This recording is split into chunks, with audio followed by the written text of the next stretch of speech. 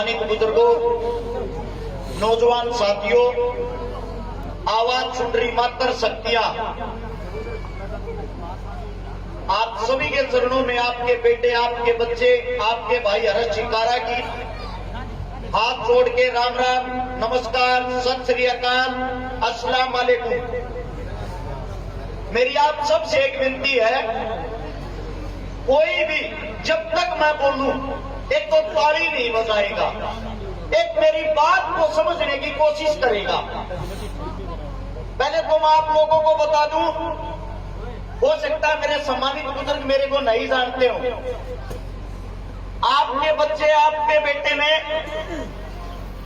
समाज सेवा करते हुए, यानी कि जवानी की अवस्था में आए हुए 11वां साल लगा, यानी कि 10 साल से घूमना फिरना शुरू किया। उस 10 साल के अंदर मैंने 200 गरीब बेटियों की शादी करवाई है, 25 उन बहनों के भात भरे हैं जिनका भाई नहीं था, 1300 उन परिवारों को बसाया है जिनके घर में पीने के लिए पानी का मटका तक नहीं था। 124 से 25 आंदोलन सरकार के खिलाफ अपने हक के लिए लड़े हैं। लगभग 27 करोड़ रुपए की नगद मदद की है। और मैं आप लोगों को बताता हूं, ये हिंदू मुसलमान ये चीजें मेरे को तो पता ही नहीं, कहां से आई, कैसे आई, क्यों आ रही है। सरकारें आप लोगों का मूर्ख बनाती है, अपना वोट बैंक बनाती है। आपके क्या आज तक कोई हिंदू मुसलमान करने वाला काम आया? आज तक क्या किसी एक भी नेता ने आपके बीच आके, हिंदू मुसलमान करने वाले नेता ने आपके बीच आके किसी गरीब की मदद की? नहीं ना। फिर आप लोग क्यों मूर्ख बन रहे हो? सबसे पहले आप लोगों को बताता हूं, मैं खाली बातें नहीं करता। जो मेरे साथ में मेरा भाई खड़ा दानिश, ये जो मददें आप लोगों को गिनवा रहा हूं, उस हर एक मदद में पिछले 5 साल से ये मेरा भाई मेरे साथ है। सबसे पहले पुलवामा जो हमला हुआ था, उसके दौरान शहीदों की याद में हमने कुश्ती दंगल करवाया था, जिसमें विश्व के बाहर देश के भी पहलवान आए थे। उसमें मेरा भाई मेरे साथ था। रही मददों की बात, बहन बेटियों की बात, गोवाना के पास 2 गरीब हमारी मुसलमान समाज की बहनें, ना तो उनका भाई था ना पिता था, एक रिक्शा में बैठ के एक बूढ़ी औरत आती है, बेटा सिर्फ आपसे उम्मीद है, मेरे घर के अंदर आने से डर रही। मैंने उनको देखा, मैं बोला माता जी अंदर तो आजा, चाय पानी तो पी ले। उसका पहला ही जवाब ये था, बेटा मैं जाति से मुस्लिम हूं। मैं बोला फिर क्या हुआ? मैं आपको माता जी कह रहा हूं तो आप मेरी माँ हो, अंदर आओ। जबरदस्ती उसको अंदर लेके आया। मैंने उसको 15 मिनट बैठाया। 15 मिनट के बाद उसके अंदर का डर निकला। फिर उसके 1 हफ्ते के बाद जब मैं उनके घर गया, उनके पाटने पर उस बहन का भाई बन के खड़ा हुआ, उन दोनों बहनों का कन्यादान किया। उन दोनों बहनों का आपकी जुबान में बोले तो निकाह, हमारी जुबान में बोले तो शादी करवाई। तब उसकी माता जी की आंखों में जो खुशी के आंसू थे। बेटा मैं तो इसलिए डर रही थी क्योंकि जो आपका समाज, आप हिंदू समाज से आते हो, मैं एक मुसलमान समाज से आती हूँ। हम हर रोज ये टीवी देखते हैं, ये खबरें सुनते हैं। इन खबरों के कारण हमारे को डर लगने लग गया इन चीजों से। सच्चाई तो ये है, हिंद के 2 बेटे, हिंदू और मुसलमान, सबसे ताकतवर बेटे हैं, लेकिन मूर्ख वे हैं जो अपने आप को एक दूसरे का दुश्मन समझते हैं। मैं गारंटी देता हूं, आप किसी नेता का भाषण मत सुनो, आप टीवी मत देखो। अगर कहीं भी हिंदू मुसलमानों के बीच झगड़ा हो, मैं ये कहता हूं सरेआम चौक के बीच मेरे को जूत मारना आके, कहीं भी कोई भी लड़ाई नहीं है। दूसरी बात, हमें एक दूसरे से सीखना चाहिए। हम एक ऐसे प्रांगण में खड़े हैं, एक हत्यारा बाहर देश का जिसका नाम था तैमूर, अफगानिस्तान से हमारे हिंदुस्तान को लूटने के लिए आया था 1398 में। और जिस सरजमीन पर मैं आज हाल फिलहाल खड़ा हूं, यहीं से एक बहादुर सेनापति था जिसको महाबली भीम का दर्जा दिया गया है, जोगराज सिंह गुर्जर। मैं आप लोगों को बताता हूं, जब तैमूर हिंदुस्तान को लूटने के लिए आया, सबसे पहले उसने शुरुआत पाकिस्तान से की। पाकिस्तान को लूट के पानीपत के रास्ते से दिल्ली आया। दिल्ली के अंदर जगह का नाम है लोनी बॉर्डर। 1 लाख आदमियों को काट के उनके लाश का ढेर बना के उनके ऊपर बैठ के उन्होंने चाय पी, अपने चाय नाश्ता किया। 1 लाख आदमियों को मार के, जिनको वो गाजर मूली की तरह काट रहा था, उसके अंदर ना तो उसने ये देखा कौन जाट है, कौन राजपूत है, कौन बानिया है, कौन हिंदू है, कौन मुसलमान है। अगर वो किसी का शव काट रहा था, सिर्फ हिंदुस्तानियों का शव। उस वक्त मेरठ के पास 2 गढ़, एक जगह का नाम है जहां के हमारे राजा थे देवपाल। देवपाल ने सेना को बुलाया और सारे गांवों में, खाप पंचायतों में खबर भिजवा दी। पंचायती झंडे के नीचे सब इकट्ठे हो, एक हत्यारा आतंक मचा रहा, हमें कैसे भी उसको रोक के हिंदुस्तान को बचाना है। वहां पे सेना इकट्ठी होती है, जिसका सबसे मुख्य सेनापति बनाया जाता है जोगराज सिंह गुज्जर को, जिसकी 7 फुट 9 इंच हाइट, 320 किलो वजन, एक ताकतवर कर्मचारी सेनापति हमारे बीच में भीम की तरह खड़ा हुआ था। उसके साथ में जो उप सेनापति थे, हरवीर गुड़िया जाट हरियाणा से, बादड़ी से।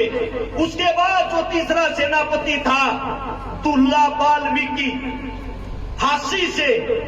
इन तीनों की जिम्मेदारी थी अपने हरेक समाज के भाई बहनों को इकट्ठा करो और उसको कैसे न कैसे करके रोकना है। इन्होंने दिन रात एक करके हिंदू, मुसलमान, सिख अपने सारे भाईचारे को इकट्ठा किया और उस युद्ध के दौरान 80,000 सैनिक इकट्ठे किए। वे सैनिक नहीं थे, आपकी खाप पंचायत के आप जैसे बुजुर्ग थे, आप जैसे नौजवान थे। उन सबको इकट्ठा करके और तैमूर के साथ लड़ाई शुरू की, जिसमें 40,000 हमारी माताएं बहनें भी थी। हमारी संख्या 1,20,000, तैमूर की संख्या 2.5 लाख। युद्ध शुरू होता है मेरठ से, मेरठ से युद्ध शुरू होते होते हरिद्वार पहुंचता है।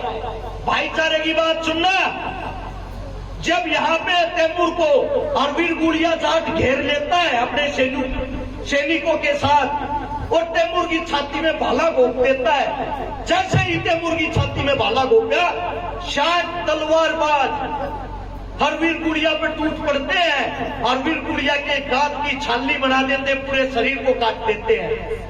और जोगराज सिंह गुज्जर, यादव, ब्राह्मण, पंडित, मुसलमान, सबकी एक आवाज होती है, हमारा भाई मार दिया, अपने भाई का बदला लेंगे, इसको यहीं पे रोकेंगे। सबके सब उस भारी भरकम सेना से भिड़ जाते हैं। वही जोगराज सिंह गुज्जर एक कंधे पे 265 किलो के अपने भाई को उठा रहा और दूसरे हाथ में तलवार लेके अपनी सेना के साथ गाजर मूली की तरह उस फौज का सफाया कर रहा। ये वही सरजमी, वही जगह है जहां से उस हत्यारे तैमूर को वापिस अपने देश में भगा दिया। ये आप लोगों की एकता थी, ये आप लोगों की ताकत थी। आज आप लोग इतने मूर्ख हो गए हैं, आप लोग सब कुछ भूल गए हैं। मैं आप सबसे पूछना चाहता हूं, किताबें पढ़ो। भगत सिंह का वकील कौन था? मुस्लिम। महाराणा प्रताप राजपूत राजा, उसका सेनापति कौन था? मुस्लिम। आप किताबें तो पढ़ते नहीं, हिंदू मुसलमान में घुसे हुए हो। अरे मूर्खों, आंख खोलो, उसको देखो जो हमारे देश का प्रधानमंत्री बना बैठा है, नरेंद्र मोदी। उसकी जाति क्या है? क्या किसी को पता है? एक बार उसकी जाति सर्च करके देखो गूगल पे अपने फोन में। वो तेली जाति से संबंध रखता है, जो एक हमारे मुस्लिम समाज की जाति है। और आप लोगों को मूर्ख बना रखा है। जो सबसे बड़ा संगठन चलाता है RSS का, उसकी बेटी की शादी किसके साथ हुई है? मुस्लिम के साथ। मैं आप लोगों से यह पूछना चाहता हूं, ये नेता आप लोगों को मूर्ख बना के, लगा बना के अपनी लड़कियों की शादियां क्यों आपस में करवाते हैं? इनके लिए हिंदू मुस्लिम नहीं है क्या? अभी अभी हमारे यहाँ सोनाक्षी सिन्हा, सब जानते होंगे, जिसके घर का नाम है रामायण। उसने शादी की है मुस्लिम समाज के एक बेटे के साथ। क्यों?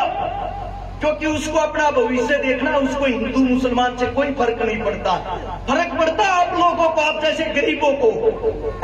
ऐसे ही पिटते रहो, कटते रहो, आप लोग आगे क्यों नहीं बढ़ पाए हो? क्योंकि आप इस जाति के कीड़े से बाहर नहीं निकल पाए हो। मैं गारंटी देता हूं, वैज्ञानिकों का कहना है, हम पुरानी से पुरानी लाश देखकर, कंकाल देखकर ये बता सकते हैं किसका रंग गोरा था कि काला। मरने वाले की उम्र 20 साल थी या 50 साल, इसका कद 5 फुट था या 6 फुट, इसका ब्लड ग्रुप कौन सा था, ये बातें बता सकते हैं वैज्ञानिक। लेकिन कंकाल को देख के ये आज तक नहीं पता लगा मरने वाले की जाति क्या थी। ये जाति बनाई किन लोगों ने? आप लोगों ने। आप लोगों ने हमारी जो जातियां हैं, हमारा जो धर्म है, ऐसा कौन सा धर्म है मेरे को ये बता दो जो आप लोगों को ये सिखाता है कि अपने धर्म का सम्मान करे, दूसरे के धर्म का अपमान करे। ऐसा कोई धर्म नहीं है। और एक किसी व्यक्ति विशेष के कारण हम पूरे धर्म को बदनाम नहीं कर सकते। आप सबसे मेरी गुजारिश है, आप सबसे मेरी विनती है, अपने गांव तैयार के देख लो, अपने गांव के अंदर तुम सारे एकता बना लो, सर्व जाति के अंदर एकता बना लो। अगर कोई भी नेता आपके बीच आके जातिवाद की बात करता है, जातिवाद का भाषण देता है, उसको तुरंत पकड़े और गांव से बाहर निकाले। अपनी राजनीति बाहर जाके करना, हमारे बीच नहीं। वो एक गारंटी और देता हूं, अपने गांव में, आपके गांव में जितने गरीब हैं, जितनी गरीब कन्याएं हैं, जितने बेरोजगार हैं, आप सब मिलके अपना बेटा, अपना भाई, अपनी बेटी समझ के उसकी मदद करने की कोशिश करें। मैं वादा करता हूं आपको जिंदगी में कभी किसी नेता के दरवाजे पे नहीं जाना पड़ेगा। आप लोगों के बहुत बढ़िया, आप सबने इतने प्यार से मेरी बातें सुनी, इतना प्यार प्रेम मुझे दिया। इस गांव की पावन धरा को आप सभी के चरणों में दोबारा से हाथ जोड़ के नमन करता हूं।